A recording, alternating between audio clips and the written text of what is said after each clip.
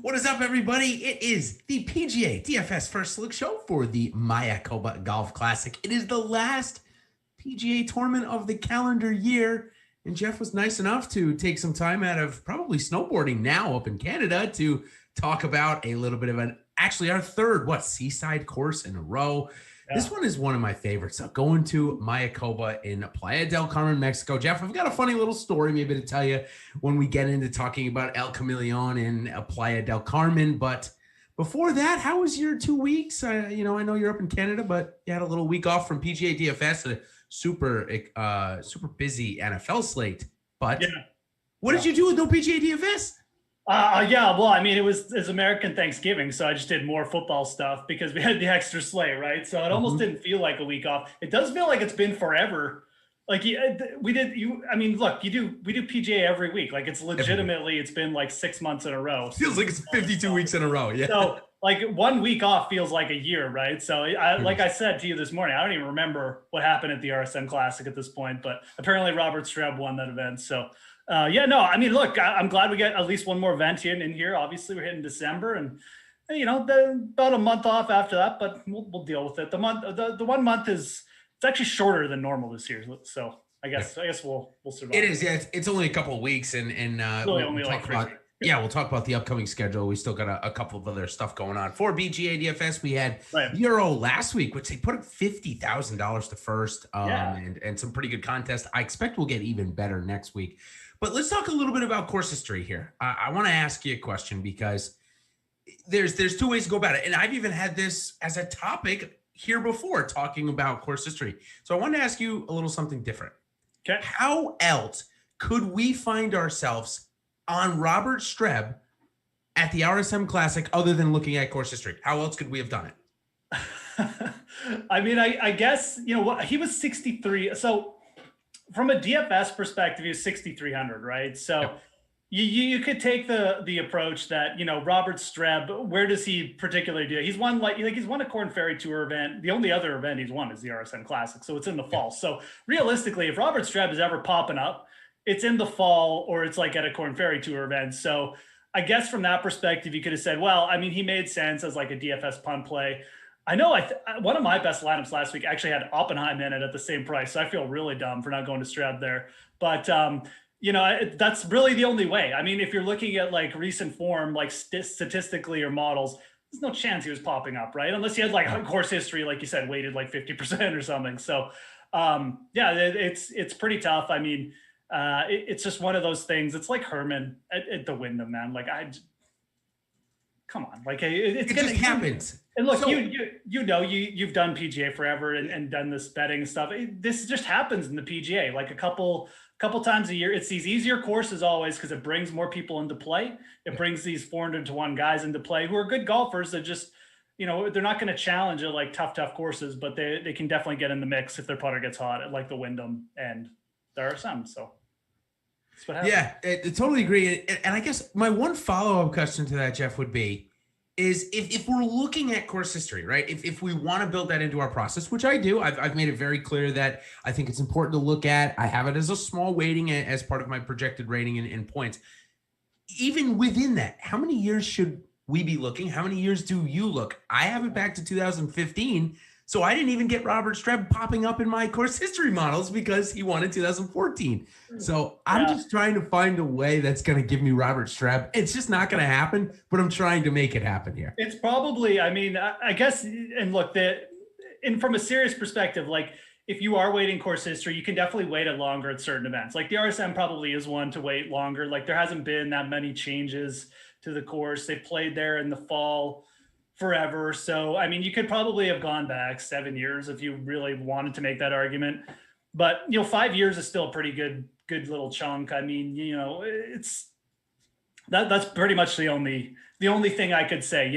There's certain events where it's going to lend itself, like maybe the RBC Heritage is another one where you could go back like 10 years because the course doesn't change. It's the same type of players, right? So I think, you take it from a course by course perspective. If you're really weighting course history, certain courses definitely going to lend itself to bigger samples. So I think that's a really, really solid point. If you are building course history in your models, that's certainly looking at the course and looking at the winners and seeing if it is kind of all short plotters, so to speak. One other thing that I want to mention before we go into our DFS review and go into our little topic about driving distance I want to chat about is the fact that the RSM Classic, Seaside and Plantation, they played a lot harder the first 2 days. And I think what we saw there was we saw all the local guys play so much better than maybe what I had suspected, but it seemed like it was all local guys there in the top 10 for a little while. And I think that when the course played harder, they were able to use that knowledge. Zach Johnson, Harris English, Kevin Kisner, all in the top 10, all not really playing all that great. I mean, English had come off of a good finish, but still wanted to bring that up as certainly something to look at for this tournament next year, that if the winds are blowing the first couple of days, just throw in those Sea Island guys, even Patton Kazire, which we're going to talk about in your lineup, scoring over 100 points. Those guys just really played well in the wind. So, all right, let's go on to driving distance. And what I want to talk about here is that at specific golf courses, these guys are a must own. Now, there's one of them on the PGA Tour that we know about, maybe two now. Bryson DeChambeau, obviously one. Cameron Champ is the other. That's kind of the one that I want to talk to you about and say, look, there are these golfers that we need to put into a class and say, when it's this golf course, it doesn't matter their price, and we don't even care what they finish. For example, this past weekend, Wilco Nienaber. He's this star coming out of nowhere, basically, from South Africa. He can drive the ball 700 yards, Jeff. I mean, he is out driving everybody on the European Tour by an average of 19 yards. It's really incredible. Again, he came in 12th in the tournament, but he had 26 birdies or something crazy like that, came in 6th in DraftKings points.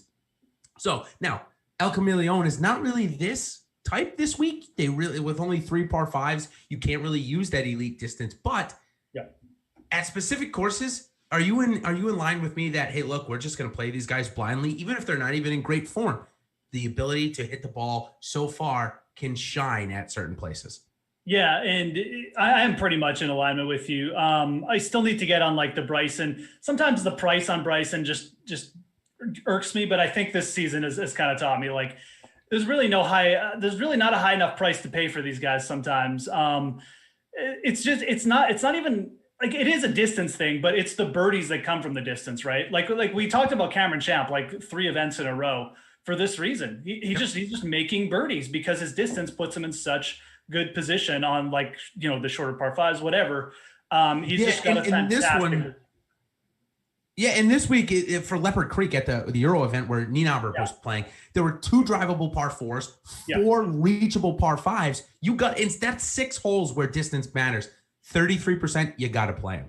Yeah, absolutely. I put like about a 1% effort into my lineups last week. I only played a few, but that was a mistake, not realizing that he's just going to smash the course there. So, for full field PGA events. So yeah, it's definitely something. And I think we'll get more of players like that coming onto tour. So you always want to look for that if there's a guy trending towards, but right now Champ is probably like the value where it's like you said, Jason, I mean, it almost doesn't matter what his form is. Like we just don't even care as long as he's hitting the ball far and he's not like his driver isn't like has gone crazy. Just play him. Like unless pretty much it sounds simplistic, but it's pretty much it's just the birdie rate, right? It's sure is so valuable. So. All right, so let's talk about the upcoming schedule to see what everybody's going to have to be excited about coming up here as we go into our DFS review. I'm going to start it off with just a little bit of our scheduling. So we got the Mayakoba Golf Classic this week, which we're, of course, going to have full coverage for. Also, the Dubai Championships, which is on the European Tour. And the reason why I bring that up is because next week, the European Tour takes a front seat yet again for the DP Tour World Championships. That is the top 60 golfers. It is a no-cut event there, again in Dubai. And you got players like Patrick Reed, Colin Morikawa, really good field for next week. So I'll provide a model for this week to get you familiar with some of those other names other than Patrick Reed and Colin Morikawa. And then, of course, we've got that what we call a long break in the world of golf, where December 14th through the 1st of the year, I guess I'll be sipping on some eggnog and becoming a master gardener again for the 2.5 weeks that we're on break. And then we start back up at the 1st of the year at the Tournament of Champions. We get prime time golf to start the year in Maui. Man, I'll tell you, it is my favorite place on earth. I'm not going to lie to you that I've been. So really good, really fun to start the year off watching golf, prime time in Maui. And then, of course, we start back. We go to Honolulu there for a week, and then we're back on the West Coast, and we are through all the way September 1st. Really crazy schedule coming up for the PGA DFS. So brings me a great time to tell you about the promo we have going on, since it is the last week of the last tournament of the year. If you aren't a premium member, a great time to come in and join us. What you're going to do is you're going to get us for just $1. Plus, you're going to get every other sport we have to offer with promo code BLUE, our Cyber Monday deal. You're going to get the the Awesemo Platinum Pass for just $1 using that promo code BLUE at sign out at checkout. So go ahead and use that. Come and join us on the Awesemo Plus side and get all of our tools, all of our premium content, and so much more for just $1 this week. Join us for the Mayakoba Golf Classic, which we've got 3 six-figure first places to go through, Jeff. So that is pretty good. Let's see now some of the guys that might be on your lineups here this week that played really good last week. Robert Streb, 130 points. But there was a guy who chat already brought up, Cameron Tringale, Jeff. How about him showing up out of nowhere? And the reason why I think it's so important to talk about the RSM Classic this week is I think this course is actually really similar to Seaside course that we saw last week. So what else do you make of these top 10? Bernd Wiesberger, he's making his way onto the PGA Tour with a 4th place finish.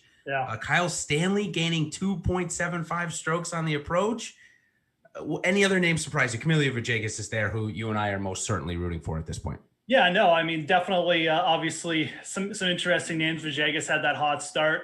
He was in some of the top lineups for a while until he fell off a little bit. He was really, really low owned, I mean, too, as well. But yeah, Tringale just was a dude I wasn't even paying much attention to until kind of Saturday-ish, and then he just had a big Sunday as well. So lots of movement on the weekend. Harris English shooting 62 as well.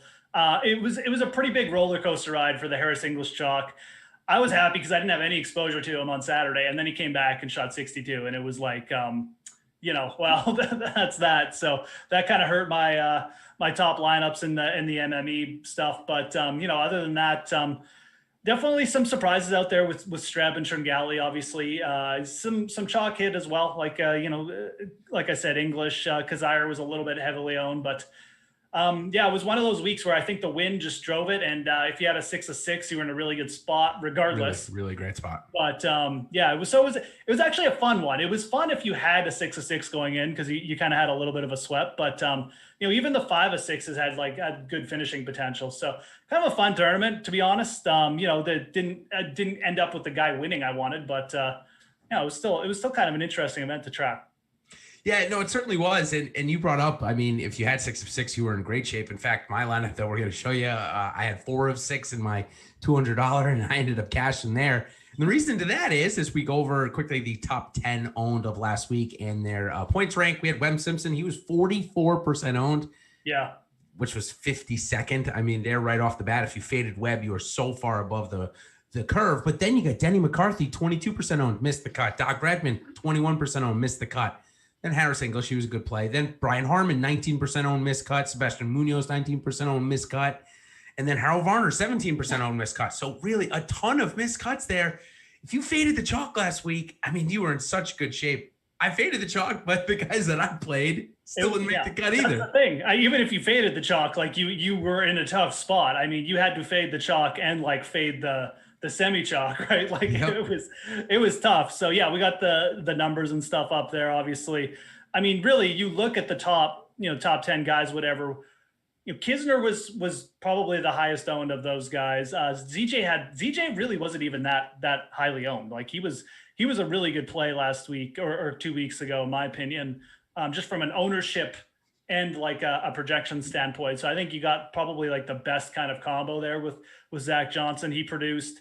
But then the rest of the guys, Stanley, Villegas, Wiesberger. I mean, look, Wiesberger's a good player, but to suggest that you were expecting 114 DK points out of him in this tournament, ridiculous, right? Yeah, so, exactly. I considered him for a bit just from a talent perspective. I think you always consider guys like that. He's still a top 50 player in the world, but I was surprised, man. I mean, a little pissed because I was going to, like I said, I was considering him, but I never really got him in any. So definitely some shocking performances. Landry up there. Landry does this once every 25 events. He just goes. That's what he does.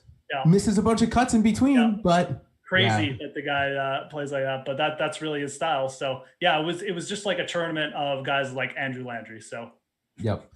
And as we talk about the top GPP lineup now, which is a perfect segue, we talk about Ty Hatton for a second, and he came in 23rd in the tournament. But if you had faded that web chalk, like we just mentioned, and found your way down to Hatton put up 92 DraftKings points, 14 birdies, an eagle, a couple of bogey-free rounds, and here's the big one. Here's the kicker. He had all 4 rounds in the 70s. So 92 DraftKings points for Ty Hatton was good enough to be in the winning lineup. Harris English, Kevin Kisner, Cam Tringale, Scott Piercy, Patton Kazire rounded out. Maybe the surprise there was Scott Piercy, although he's a guy that certainly is a veteran that's been around. And here, this is what you see here at a tournament like this, where wind was a big factor. Look at the names on here. Nobody, no 22-year-old stars that Jason likes to play. That's for sure. All short plotters. Nobody that probably can hit the ball over 300 yards off the tee, to be honest with you. I mean, it really is a plotter home course lineup that we have that won it. Yeah, absolutely. It's a good way of putting it. Yeah, Percy's been playing. Piercy was one of those guys. Again, I considered him. You kind of look at Scott Piercy and you're like, well, does he really have the proper upside? But at 7K, probably should have just gone there. He's playing consistent golf, playing really good around the greens. And like you said, I mean, it was just a veteran type of course where you almost didn't need that explosiveness. You just needed to play well around the greens and not have these blow up holes, which I think a lot of the young players actually ended up, that's kind of how they shot themselves out of it. Right. So definitely a good way of putting it. Like it was the veterans and plotters and just set up so perfectly for them, I think, with the weather as well. So yeah, this is this is the lineup again. I look at it. I didn't really have Piercy or Kisner or Tringale, but the rest of them, you all definitely sort of at least considered or fell on. So it was a close week for me. But yeah, this one is it's interesting because I mean 3 of them are over 15% owned, right? Yep. It's not like he went with like a sub 1% owned strap. He still got there with a realistic build, I would call this. I mean, he had 3 guys over 15 and then 3 guys under 7. So yeah, it's I think it's a pretty solid build for this event, to be honest. It for sure is. 10-4 obviously on Hatton is a pretty good price. And I think actually both you and I said that when on the show that we actually liked Hatton off of a bounce back. Yeah, the odds compared to Webb anyways, especially, I think we liked it as well. Yeah. So overall, I mean, a solid line of 69% total ownership. The guy only had 16 entries, which for me, this is a little weird, Jeff. This is the first time where somebody who had like 15 to 20 entries actually win. We either had the MME guys win or the single entry guys win. Entry, YOLO, So good to see this. We'll look at his allocation, how he did his 16 lineups here in a little bit as we go into our pro reviews, and start off with our pro review 1 and our own pro, Alex Baker. The Jason Day disease is continuing to grow within the Baker household. Now, Jason Day came in 12th, and he was only 5% owned. So the 50% leverage for Alex actually really worked out there. Yep. He also found his way to Ty Hatton over Webb Simpson. Interesting to see. Almost, I won't say a total fade, but in terms of his projected ownership, only 18% on Webb. So interesting to see there. You'll see for me down below, I went 65%. I decided to play the Webb. Didn't work out that much for me. Going on, Jason Kokrak at 17%, as well as Doc Redman. I also had Doc Redman pretty high.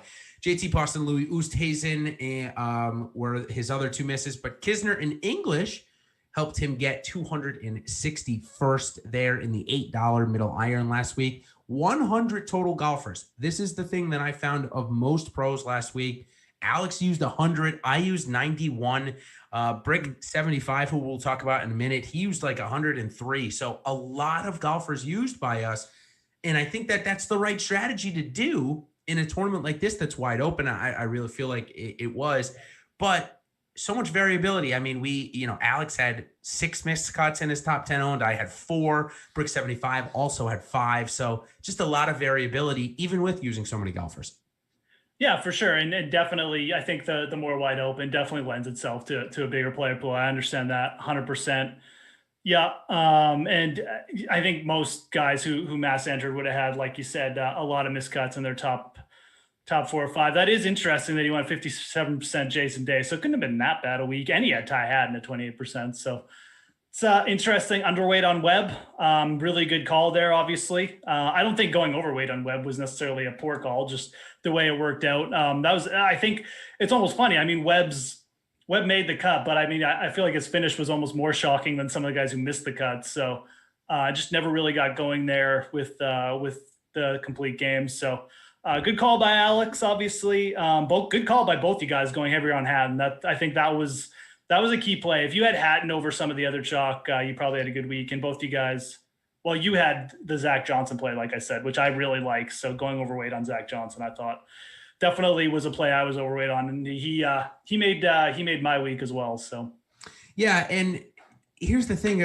about the cut. All right, I'll talk very briefly about it. You see, I had Gordon there at 18%. I talked to you about why I play him. I just pretty much play him every week. Now, maybe it'll be a little different this week. I might not have 20%, but he was on the line. And one of the funniest tweets of the week actually came from Cameron Percy. He tweeted out a picture of his lawnmower, and he said, I got to be honest, when I made that 30 for birdie on 9 to get to -2, I didn't expect to be mowing grass on Saturday. So even Cam Percy, who was tied for 66, missed the cut.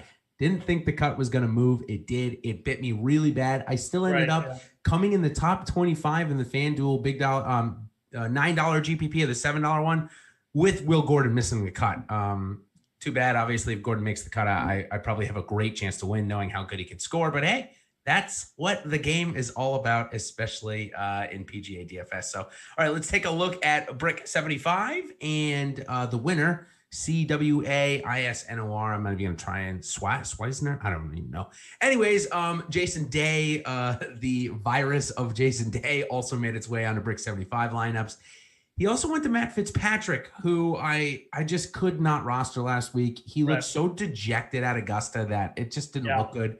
Also found his way. Yeah, Sung JM, you and I talked about career-changing performance, that maybe it was a bit of a letdown spot coming for him. That ended up panning out. Brian Harmon was the one missed cut that really confused me. He was playing super well. Home course. Wind should help him, not hurt him. And he also went to Louis Oosthuizen.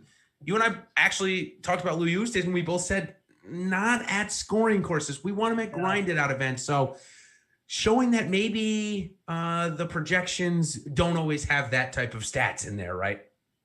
Yeah, absolutely. Louis was a tough one, but I did end up fading him as well. I don't do that very often, but like I don't know. And coming off a major too, it just feels like such a letdown spot for Louis, who's always gets himself in contention, right? So Harmon was actually a shock for me as well. That was one of the surprising ones. I know I had some exposure to him. Fitzpatrick, I felt the exact same way about. I was interested in Fitzpatrick at the start of the week. Then you start thinking about it. It's really expensive. He just looked, like you said, not good at Augusta. And that's a major. He's performed well at before, so I just didn't like that mojo. Sung Jae, I did have a little bit of exposure, but that made, the miscut didn't really shock me there as well. Such a letdown spot after such a good performance. So, I think a lot of the things we were seeing are pretty much in line here. And as far as the winner, going that 50% Kevin Kisner, that was the play. Along with Zach Johnson, going heavy on both those guys. Those were two of the chalkier plays that got up there in terms of like higher priced guys. Oh, and he had English. So not shocked to see those ownership percentages on his lineup. Obviously made some good decisions with Chingali and stuff too, but really good week for him. I mean, that is a nice player pool. Could not have drawn that up much better. If you took a time machine and went back, you could not draw that up much better. All you do is drop Brian Harmon basically. And then it's pretty great. 32 golfers used for the 16 lineups. I got a ton of questions weekly about how many golfers should I have in my player pool. And for 16 to 20 lineups, I think 30 is a great magical number. Yeah. So he hit everything there. He still had 5 missed cuts, but when you have 50% Kisner, so you get him in 16 lineups. I mean, even with Russell Henley made the cut, just a really, really good showing there from the guy. So, okay, let's go to our lineup reviews. Then we will get into our Mayakoba talk. So first we'll start off with me. So this was my $200 lineup. This was my second lineup. My first lineup was the 555 that I built with Webb Simpson, but it had Gordon, and it didn't have anybody in the top 10, so it didn't end up cashing last week or 2 weeks ago, I should say. last week, actually, the Euro. I had a really good chance. And Euros on Sunday, just quickly, it got moved up. The tournament got moved up due to weather coming in the afternoon. So the final round was literally played from 3 a.m. to 5 a.m. on the East Coast. I made it up until 4:45, and I was doing real good. I was in top 5 with 2 lineups. And then Bezzy came back and won a Poseidon Hoot. And good for him, by the way. It killed my return a little bit. Still had a really positive week. So for the 2 weeks, I was quite positive, but could have been a lot better. Anyways, this lineup here, I went to Tommy Fleetwood because I knew he was going to be 0% owned in this single entry. Obviously, Webb Simpson being 45% owned in normal contest means he was like 60% owned in these single entries. So I love the leverage. Just he didn't play well again. Not a surprise. Ty Haddon, obviously, we talked about him being that kind of second guy in the lineup. He was only 15% owned. So, again, really good for me. CT Pan, everything was looking great for him. He was snake bitten by that -2 cut as well. He had shot 3 under on day one and was in really good shape. I thought maybe another top 10.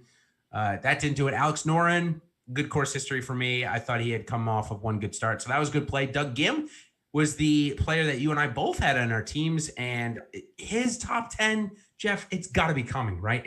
Maybe this week, it's got to be coming soon.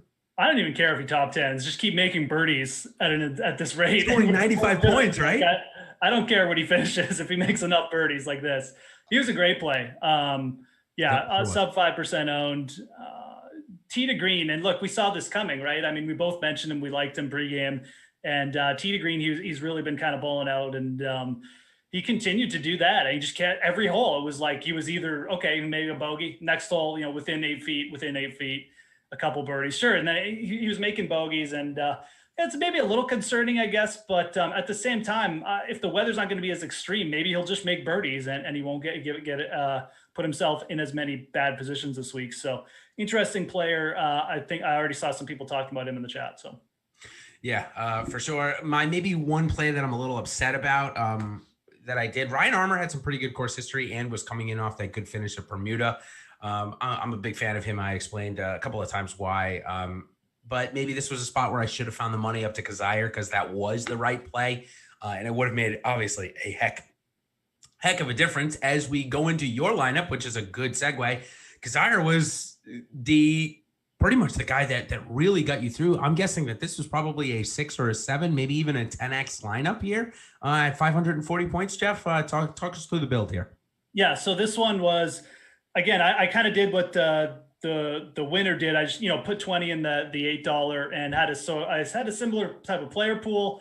Didn't fall on quite the same golfers he did, but yeah, this one was ended up being my best. I can't remember what it actually finished in. Actually, here, maybe I should bring it up here. Give me a sec here. I probably could find it if you. And 1 sec. But yeah, I mean, obviously from a build perspective, I had the similar type of ideal process as you had around Doug Gim, anyways, and then. Here we go. It was 129th in the 129th. Yep. In the 400K, so 2 weeks ago. But yeah, so I mean, I wanted some Hatton exposure in my non-Webb Simpson lineups. I thought that was a pivot. I considered Fleetwood as well. I ended up going with Hatton. Henley was a guy. Henley was almost as big a bust. So yeah, if I could have gotten off Henley or Webb, I probably would have really, and gotten Kisner in there instead in my player pool. That really would have probably shot me up. But I went with some Henley exposure as well. Neiman was a guy I didn't have a ton of exposure to, but I just felt like it was too cheap for Neiman. He was he actually had some pretty good birdie opportunities on the weekend. He could have even had a higher score. So Kazire was just more of just a course history play. I just felt like it was a momentum play at 6,800. I just felt like the upside, again, if the putter stays hot with Patton Kazire, 6,800 was just way too cheap on that course. So definitely. That's pretty much why he was in there. Kirk was just Kirk's kind of like your I don't want to say kryptonite because he's been okay, but he's kind of your low price guy that you like to go to. I'll go to on these. This is a good course. Like these courses are where I'll play Chris Kirk, right? Like, he was okay. Kind of regret getting him in this lineup, I guess. Although I'm not really sure who else I would have gone to. I guess I could have, taken Neiman out or something, or Henley and gone more balanced. But he fell in this one. I think this might have actually been the only lineup I had Chris Kirk in too. So it worked out. Being okay.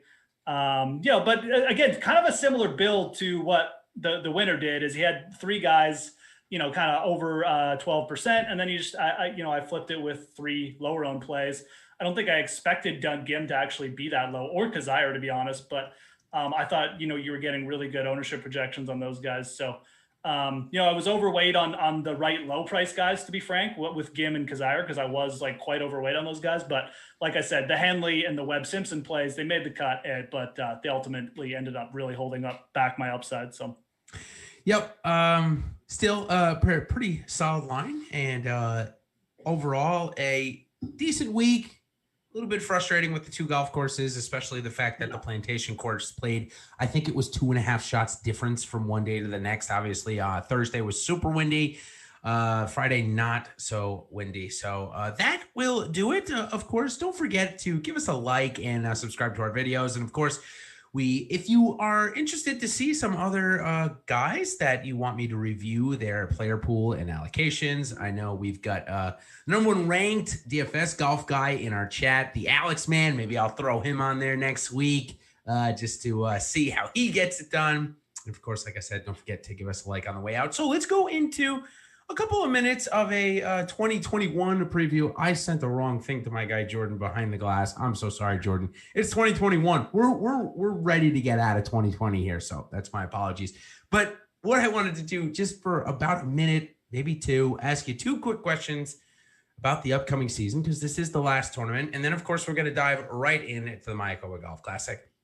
But first, I want to know, for the breakthrough major win, I know the easy answer is Jon Rahm here, but for 2021, Jeff, who is somebody that you can see that hasn't won a major yet that isn't Jon Rahm winning in 2021?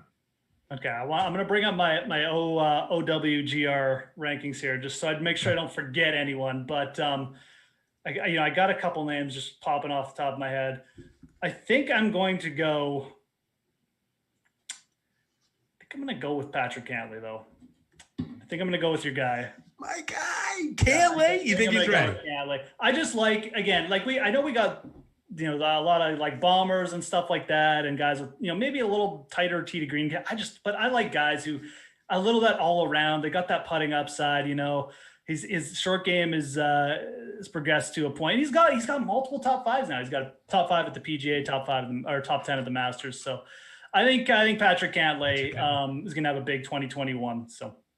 I love it. I'm behind it. We saw him finally get back to the Patrick Cantlay golf that we know. Yeah. Struggled a little bit back from that COVID start, so really good to see that. So my second question is, first of all, thank you, Charlie, and thank you for the segue, Charlie, as a super chat there here on Monday. We love to see it.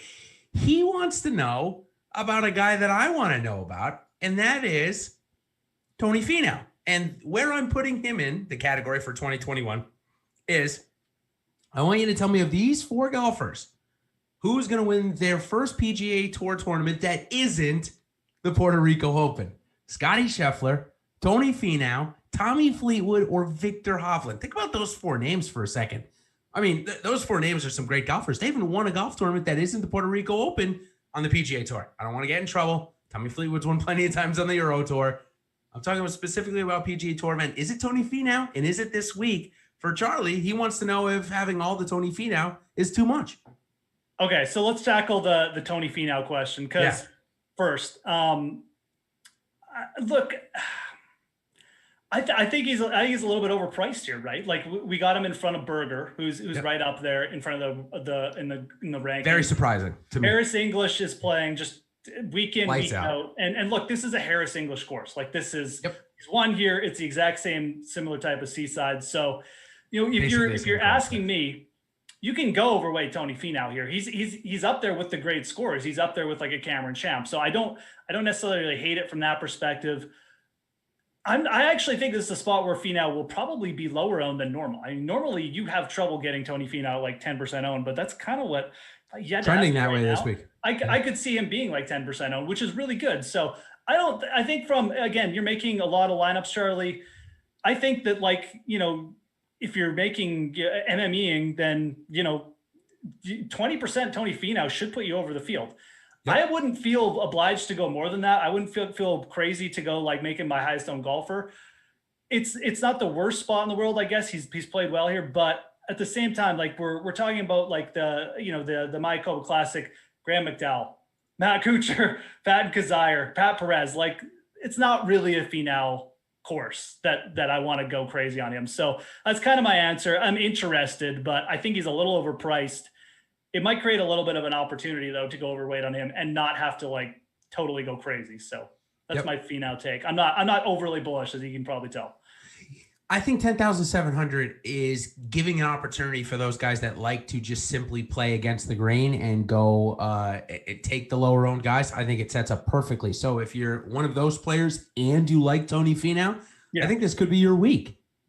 Really do. 10,700. People aren't going to pay that much for him when they've got somebody like Corey Connors at 9,000, Sebastian Munoz at 8,500. Even like you said, Harris English at 10-1, who's cheaper. Victor Hovland 9.7, even Ricky Fowler for that matter at 9.5. Especially our buddy Alex Baker. I can't imagine he's going to be playing Tony Finau over his Fowler and Jason Days this week. So I do think we get him low owned. Now on to the 2021 preview. Who do I think is going to win of those four? I think maybe Victor Hovland is the chalk answer, as our chat suggested, but I'm actually going to lean Scotty Scheffler. I think that this guy has the best putting game out of the four of them. And I think that he gets hot early on in the season. Once we turn the year, he's obviously not here this week. I think he gets hot early in the season. Maybe something like the Waste Management Phoenix Open for Scotty Scheffler. I'm sure he'll play in it. But I like Scheffler to get it done over Fleetwood, I guess. I mean, Fleetwood's had all this time, and he's an elite player. Just can't get it done. So I'll go Scotty Scheffler as my pick. How about you? I think Fleetwood's biggest problem too is he spends time on the Euro Tour, right? It's hard to get focused on both. Like it's a different game you're playing over here. I think you've seen that from a lot of the Euro players. Sometimes some guys will come in and they'll get hot for a week and grab a win. Like Schwartzel's done that, Grace has done that, but it's tougher to do that. Like it's so competitive. So I agreed. I'll keep the Fleetwood fade. The four players were Finau, Hovland, Scheffler, and Fleetwood, right? Yep. Yeah. Okay. So I think I'm on par. Like I would go Scheffler. The dude has looked so close. Even just coming in like a year ago in the fall series, he was close. He's flashed in majors. I'd be pretty shocked if we went through 2021 and Scotty Scheffler didn't get a win. Like I'd be pretty shocked. I'd put him up there. He's got an improving all around game, like you said. His putting's getting better, or it's gotten better throughout the year. So I'd roll with Scheffler there as well. Yep, I think that's a great call. So, all right, let's now go on to talk about the Mayakoba Golf Classic. It's a fun one, and I'm smiling because I have a little funny story. A couple of years ago, I was on a cruise, and I've been covering this tournament for like 4 or 5 years. So it is one of my favorites. It's one of the first ones that I covered. So if I've told this story before and you've heard it, I apologize. But I was on a cruise, and we went into Cozumel, and one of the excursions was you take a ferry trip from Cozumel to Playa del Carmen, and from Playa del Carmen, you take about an hour and a half bus ride to Tulum, where they have the Mayan ruins. And extremely phenomenal. We'll see them on coverage this week. They'll talk about the Mayan ruins. Beautiful place. But that ferry ride from Cozumel to Playa del Carmen, there were 300 people on it. 200 of them got sick. And I mean, like, people were lined up out of the bathroom. It was the grossest thing I've ever been on. It was awful. The seas were terrible. So if you're going to go to Playa del Carmen, I recommend flying directly in there. Do not go to Cozumel and take a boat. Just get on land. It is my piece of advice. They got sick from the sea? From the sea. It was that bad. Yeah, seasick. Yeah. Yeah. That's awful. The one thing. See, I got a weak stomach, but when I get on a boat, like I don't even like nothing's happening. Really? I swear to God, we could be like turn over. I turn over, I wouldn't even notice it, like from a stomach perspective. But now, how about if everybody else around you is getting sick? Yeah, that's what ended up starting to happen. That could be it. That's like a psychological thing. I don't know. Anyway, that's a bigger discussion. Yeah. Well, let me just, the last piece of advice is if you get on a ferry ride and they're passing you, little barf bags at the beginning before you take off, just get off the boat. Don't even go on it.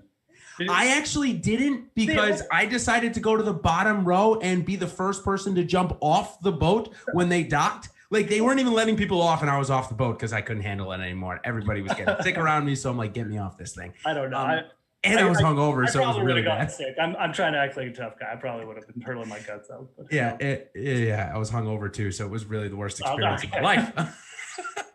In any case, all right, so let's talk about a little bit about El Camaleon Golf Club here in Playa del Carmen. First off, it is at the Mayakoba Resort. Absolutely phenomenal resort. It is one that once COVID is done, I'm definitely going to get to in my travels. It's not that far from me in Tampa, so just a quick plane ride. It is where I remember this tournament is one of the first ones I was covering. Graham McDowell won it, and after his second round, the year after he won it, he was sitting in the hot tub drinking a Corona while the second round was going on, and it was just a great view of what I think this tournament is. But El Camaleon is a pretty fun golf course. I mean, we've got that unique cavern in the middle of the fairway, par 71, 7,100 yards here this week. It's a resort course, right? I just mentioned it's at the Mayakoba Golf Resort. So it's going to play pretty easy in terms of being able to hit the green and the fairways, right, Jeff? I mean, pretty much it's going to play very similar to last week. Yeah. 2 weeks ago.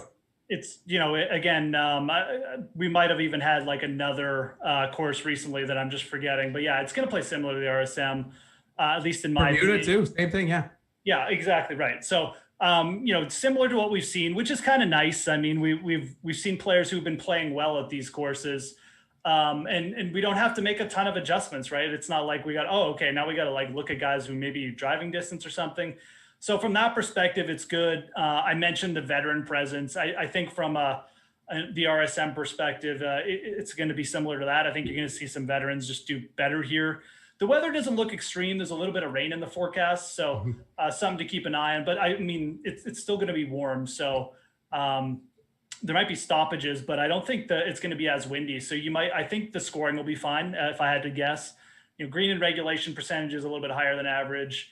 Scrambling is fairly easy as well. So it's probably even going to play easier than the RSM, to be honest. So yeah, I think so as well. And in the picture that you guys see on the screen is of that cavern that's in the middle of the fairway. Just really cool. Again, I always forget about that one. And then it gets brought up. I'm like, oh yeah, that like weird caverns there. It is kind of cool. Look. It is. And I had Bo ask us, and it's a good point for those of you that like Tourcast in the Tours technology. Sadly, you're going to have to wait until the Tournament of Champions out in Maui to get it. They don't bring it to Mayakoba for whatever reason, because, Jeff, they bring it to Mexico City, which is even further away for the WGC Mexico. So why don't they have it here? Frustrating. I think that also means they don't have PGA Tour Live either, if I'm not mistaken. So rather frustrating in terms of content watching.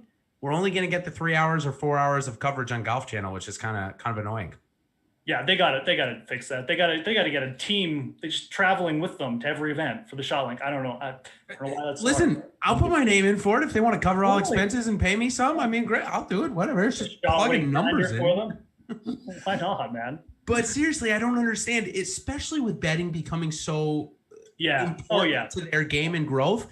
It is the best tool in terms of trying to bet in tournament stuff. And the fact that we don't have it is frustrating. I'll let everybody know about the PGA Tour Live groups. I don't think we're going to get those either, but I could be mistaken on that one. I just know that we did not have it for Bermuda, I don't think, which means that says to me that we probably won't have it here for Mayakoba either. So, all right, let's I'll give you the quick little things. We're going to hit about 70% of the greens this week, about 64% of the fairways, but driving distance way down. We already brought that up. But an average tee shot of 287 yards, which ranked 32nd out of 49 last year. So a lot of 3-woods off the tee. That's why I mentioned maybe this isn't the type of course for Cam Champ. But if you get that elite distance going on, I mean, he came in 10th here a couple of years ago. That's where I think the upside is for these bombers, somewhere around 10th. 7th. Obviously, if they have a putting week, they could win it. Anybody that has a putting week can. Past success, listen to these last 5 winners. It's crazy. Brendan Todd, Matt Kuchar, Patton Kizzire, Pat Perez, and Graham McDowell. I'd literally put them all in the same group of type of player, right? Yeah.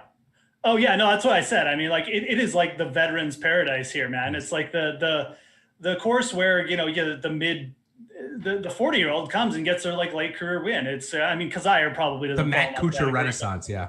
But the other guys absolutely do. So it's been a veterans paradise for whatever reason. I mean, I think we know. I think we've talked about some of the reasons. I think it just brings in guys who all different styles of play. And I think ultimately it just comes down to you're good with your wedges and you're good with your putter, and you get hot with those clubs and you're sharp with those clubs, you're going to have a chance this week. So it's just the style of golf we should be expecting. So let's talk about some of those golfers. Of course, we've got at the top end, Justin Thomas is here.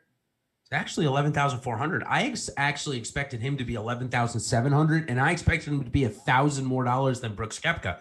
The fact that there's only a $400 difference there, I'm actually intrigued for Justin Thomas here this week. Obviously, he's won more off of the mainland U.S. than he has on the mainland U.S., and obviously this is Mexico. He's got a couple of international wins. I think he's certainly interesting to top the start of the board. Yeah. But I can't imagine he was one of your first clicks to win the tournament this week, right, Jeff? No, I'm not going to bet Justin Thomas at plus 650, but from a DFS perspective, pretty much the exact same reaction. Like, why is he double the odds of Brooks Koepka, like half the odds, excuse me, but only $400 more? Pretty weird. And like you said, Justin Thomas has won fall events. He's won on Paspalum Greens in Malaysia before. He can absolutely smash birdie fests like this. Yeah, he's interesting for sure. I would have hoped he would have been like 11-7 just to make it a little bit more of a choice, but 11-4, yikes. Yeah, you probably want some Justin Thomas exposure. From an odds perspective, again, looking at the top of the board, you go down, don't really have any interest in Brooks. Harris English, if he was like plus 1,800, plus 1,600, probably a little too short for me. I talked about Finau. I'm not interested. My first click on the talk guys was Answer, second in greens and regulation at the Masters. Obviously, you got the Mexican narrative. Love that. A couple top tens at this event, and realistically, the game for Answer. I mean, he's putted and he's sharpened his short game this year. He's got a great iron game when he's on. I'll like it. I'll take plus 2,200 on Abraham Answer to get his first win here, coming in with some momentum off the Masters. So that was my first outright bet. Yeah, and the chat has talked about him a lot here, and I think it makes sense. We're going to take the Christian Bezuidenhout kind of narrative that Tony's home soil.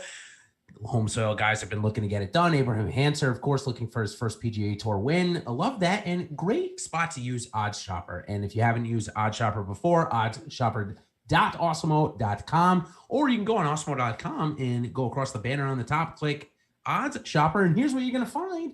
You're going to get 4 or 5, depending on which one you want to use, books that are going to come and give you your values, and Odds Shopper is going to present all of them to you to give you the best value. You can also then click right from Odds Shopper to bring you to the bet. It's a great tool. If you haven't checked it, check it out now, and that's where you're going to see that DraftKings and William Hill Sportsbook are significantly better in the Abraham Answer odds market over FanDuel. FanDuel 16-1, where DraftKings 22 and William Hill 22-1. So also like Abraham Answer a lot this week. He showed us something at Augusta that he's pretty good. So certainly like him a bit there. Check out our Odds Shopper stuff. Sorry, my dog wants to get a little talkative here. I was talking to Jeff a little bit before. Answer, man. That's perfect. That's he loves Answer. Already validating my bet this morning. And just quickly to wrap up Answer, he's 9,900 on DraftKings, but again, you could, if you want to go overweight Thomas, maybe you just go underweight Answer in DFS and you bet him in the outright market, because I'd much rather bet Answer at plus 2,200 than Thomas. So just something to think about. Either way, I'm going to have some of my cash money on him this week. So TPC Colonial, another one of those golf courses that I would say more of a plotter. You can be a good putter and get around it. You don't have to have the elite distance. And we saw that one by Daniel Berger. Now he comes here. He's 10,000, I think 10,400 on DraftKings, if I'm not mistaken. Yep. But yet the same odds to win the golf tournament as Abraham Answer. So you can take that two ways. One, Answer's a better play on DFS. And two, maybe in that same breath, maybe Berger's a good bet because you're not paying that much on DK and you're getting these similar odds. So Dan Berger was the second one. I think Answer and Berger starting off your betting lineups at 22-1. I think those are some really two solid plays in this field. Yeah, absolutely. I think the odds on Berger are, a touch disrespectful for what he's done as well. I think the only reason they're at that price and he's at the same price as Answer is he hasn't had as much fall play, so he's not coming in with as much form. I think form is a big thing for me this week. Like in the fall, we just see guys with momentum. Like Todd was coming in off a win. Perez, Kazire, both coming in to this event off of top tens when they won. So something to think about with Berger, but I'd be fine taking him at that price. Absolutely. Like I said, more interested in him than Finau and probably even English as well for betting. So, yep. Now we go into the next range, and this is our first click section. So I'm going to guess that none of them were clicks for you, but I'm going to ask anyway. 4 guys from 30 to 35 to 1. Fowler, Connors, Neiman, and Zalatoris. And this is the first time that Zalatoris has been a field that he's not our topic of Zalatoris season. But that doesn't mean that we dislike him or anything like that. It's just that he's probably priced where he should be in this field. And he's going to be a name stay that after this week, he had to get a sponsor's invite into this week because the reshuffle that he's in, the category that he's in, happens after this tournament, which he'll be number 1 in that reshuffle. So he'll get in almost every tournament except for WGCs and majors, unless of course he wins this week. But are you interested in him at 35 to 1 to win the PGA Tour event? I'm not ready for that yet. Like him in DFS, but I don't think he's ready to win at 35 to 1.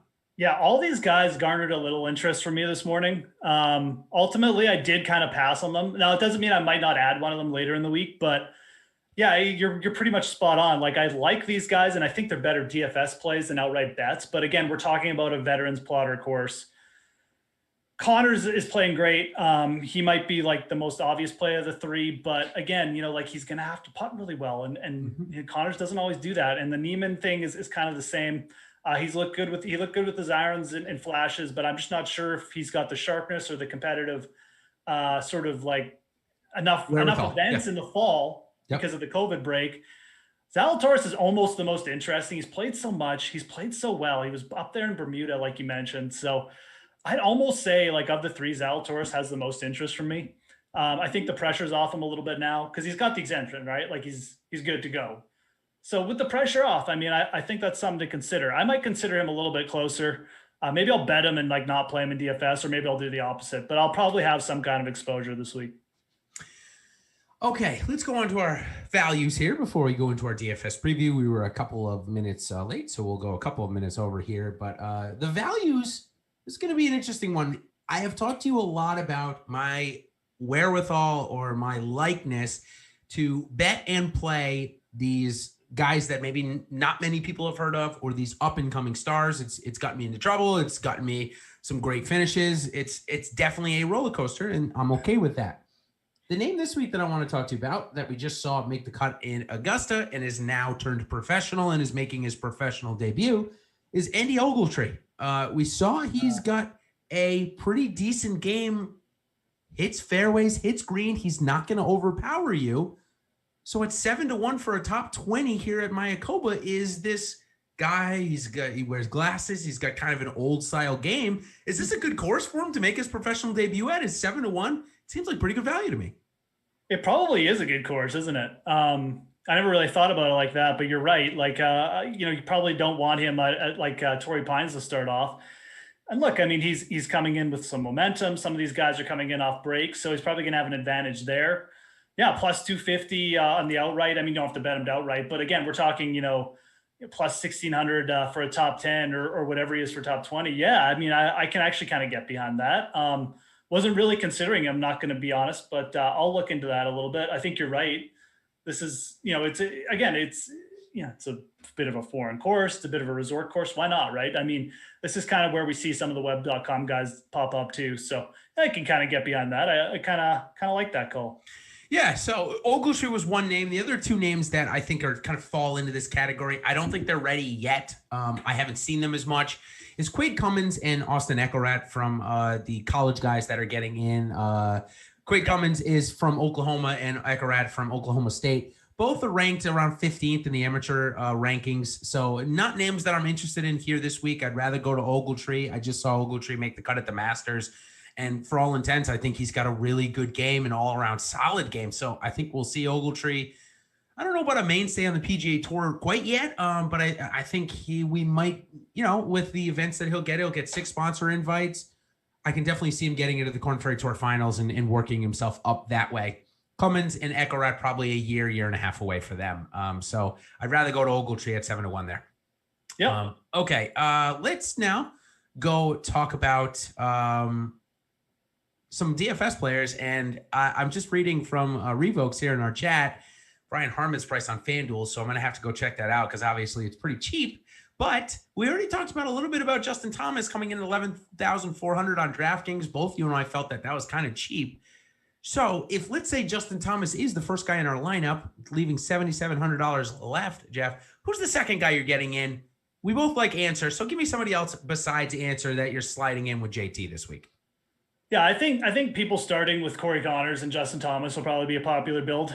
Okay, makes sense. Yep. Yeah. So, that'll leave you with, I think, 7,400, which is, it's doable, right? Like, it's definitely doable after that. We got some guys in the 6K range. I know you just threw out Ogletree. Wes Bryant is 6,600. I think it's a fantastic bounce box spot for him. He's still, killing it as far as iron play goes. I mean, it's one cut, but that's not a big deal, right?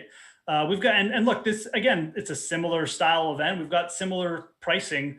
So, Kazire was in the 6,800 range at RSM. I'm sure we can find some guys, for the OHL here in the similar range. And, we got Rafa down there.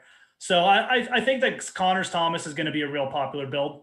It's something to think about. Maybe if you're using Thomas, maybe you just bypass that. I think a lot of people are going to bypass the AK range. I think Grillo is another name I'd throw out to pair with Thomas. I really like that. So maybe if you're not going to use Connor, I think Grillo would be kind of my next kind of maybe to get lesser ownership there.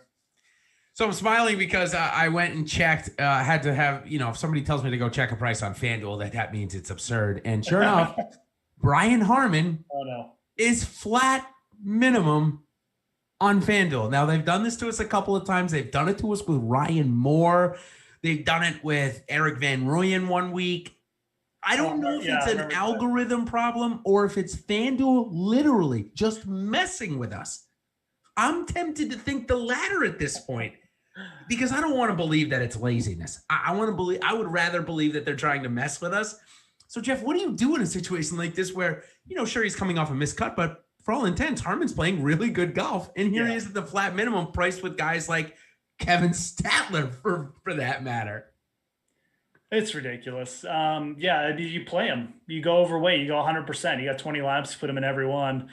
And you beat the people who don't, if he's only 80% owned, you've got 20% advantage. I mean, Brian Harman's a really good player. This isn't like what is Brian Harman on DraftKings this week? Just he's 84, right? Yeah, 8,400. Yeah. So this is like, ridiculous is what it is. Like this isn't like Chris Kirk being the min or like Doug Gim being the min. This is like a player who's up there in the top like 20, 25, like this zone. So yeah, man, I would just go crazy here and put him in every lineup if I'm making, if I was doing 20. You make the people who don't play and play the rake this week. That's what you do.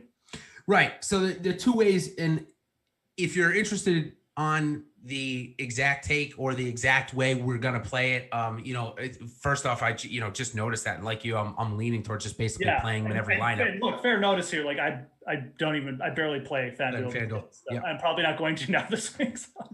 Well, given that, I mean, that's maybe I will actually. Ben and I talk about this a lot. Yeah. For the higher dollar buy-ins, he's probably going to push 75% owned. These guys typically do in that, the $300 contest. So you can go game theory and of course fade them and you'd be the only ones to do so. Yeah. But in the $7 buy-in, the MME stuff, it'd be silly not to play this guy because you can go out and get 3 or 4 studs now because of that and feel real comfortable with the lineup.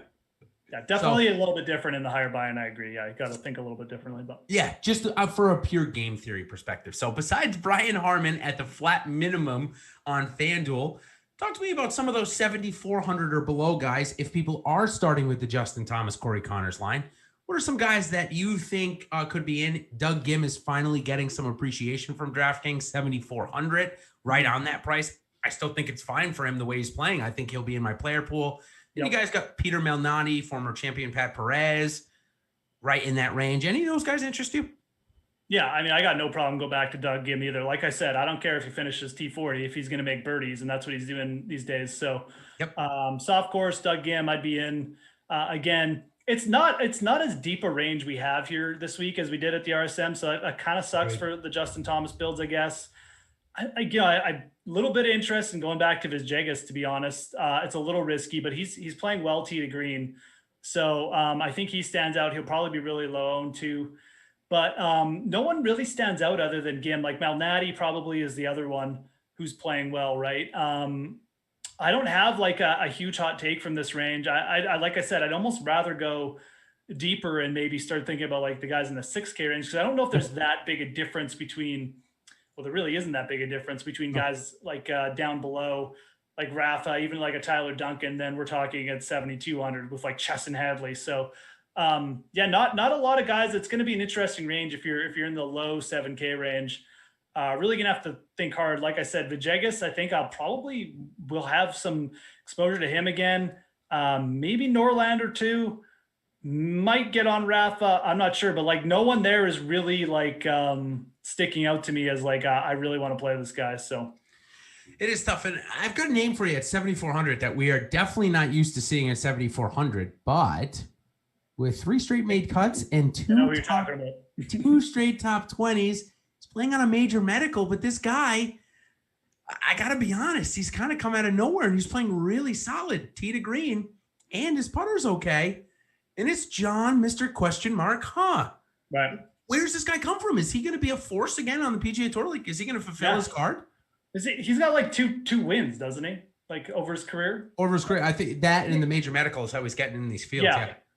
He, and look, this is like, if you're not familiar with who John Huh is or what his game is, like he is Mr. like seaside short course man.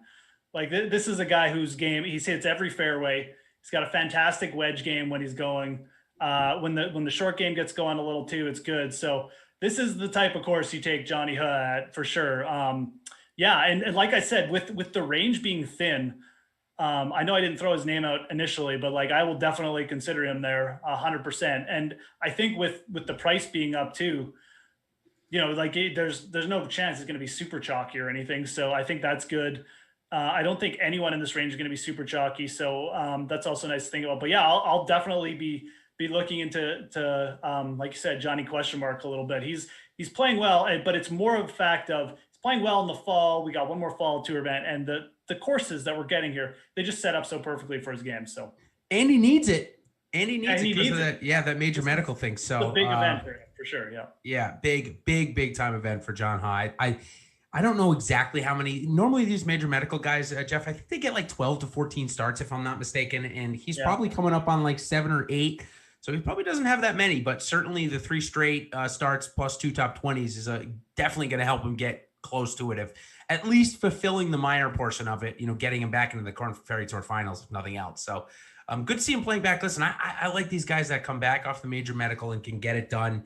You know, it just goes to show that they're not gaming the system, that they were actually injured, because there's been a, you know, this doesn't really go into our realm too much, the PGA DFS realm. It goes more into the like golf journalist realm, but there have definitely been a few golfers that have gamed this major medical system, faking an injury to get an extra year's worth of status on the tour. So I don't think we have that here with John Huh. I think he was legit injured, and he's coming back and playing pretty good golf. Yeah, I'm confusing him. He did win this event in 2012. I thought he won like a TPC South win, but it was here he won. Yeah. So he does only have the one win. So okay, so he's a which is here though. Which is yeah. I thought it was a TPC South win. So I'm confusing myself, but yeah, former winners here too. So all right, so let's end it up with a couple of deep bombs here. I already mentioned Ogletree. He's priced at 6,700. Obviously, my perennial click of Will Gordon at 6,800 will make a couple lineups, but below them or outside of them, how about some guys below 7,000 or at 7,000? Because I know you're a little keen to play Patrick Rogers at times, and he's priced right there. So I was going to give you a little opening and let you say him. But outside of those guys, anybody that you're comfortable with throwing in your big lineup, or how about some GPP targets that if you're making a bunch, you should definitely have 1 or 2 of these guys? Yeah, I mean, Wes Bryant is going to be the guy for me. I bet him at 175 to 1.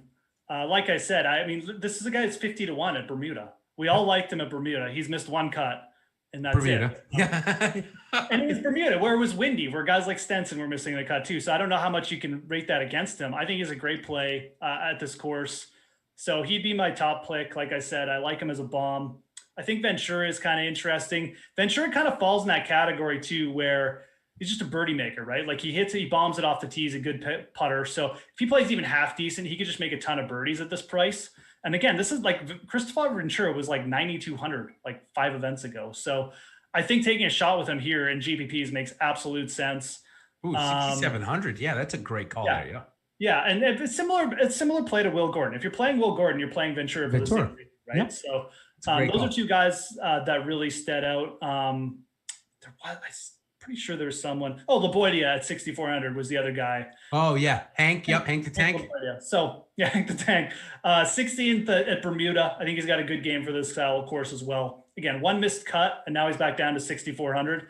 I'm fine with launching a player like that in there. Again, don't need that much. Just need him to make the cut at that price generally. But we've seen in these courses, like the guys at 6,400 definitely are live. So as Robert Streb proved to us all a couple weeks ago. So they really are. I mean, I would like to believe, and I think this is a good way to end the show, that a Robert Streb type golfer cannot win a golf tournament with a golfer like Justin Thomas in the field. That's even if Thomas doesn't win, I feel like the fact that the field knows he's there, I would like to believe, again, this is me talking. I'm not a PGA Tour golfer. I'm just saying, if I'm going into a week and I know that one of the best players in the world is there, I may feel like maybe I can't win as easily as if Kevin Kisner is the highlight of the field like we had last week. Right. Again, I could be way off there, or Webb Simpson for that matter. I could be way off there, but I just would believe that, Justin Thomas, Brooks Koepka is a little bit more daunting than Webb Simpson and Ty Hatton. Again, I could be wrong, but that is the week that we are going to have. It is the Mayakoba Golf Classic. Enjoy this week, everybody. Sadly, we don't get to talk about the PGA again until January 1st. But pending on the prize pools for next week, the DP World Tour, maybe we'll get on the airwaves. We will keep you updated over the next week and let you know. But Jeff, if we don't get to talk to everybody, have a great holiday season. And why don't you give everybody a little bit of an early Christmas present and tell us who's going to win this week? I think Answer's going to win, man. Look, he's got 2 solo runner-ups. Yep. Already on the year. He's coming off his best major finish ever. We saw this with Chappell. He won right after the Masters. I think the same thing's going to happen with Answer. So I'm going to stick to that call. The home country narrative will live strongly here for the second straight week after Christian Bezuidenhout got it done last week. So that is a great way to leave the show. Again, thanks to everybody for coming in and joining us here on this Monday. Of course, if you're looking to get in on the premium side of things, use promo code BLUE. You're going to get us for just $1. Jeff's doing some great stuff on the NFL side, and we have so many guys doing that. So join us. We've got a Tuesday slate this week. We've got a Monday, Tuesday slate. We got so much going on in the NFL world. Just that dollar would pay for itself there. Plus, you're going to get the PGA DFS coverage. So thanks, everybody. Until the Tournament of Champions, or maybe next week for the DP World Championships, we will see you then. Thanks for joining, and catch you all on the other side. Cheers.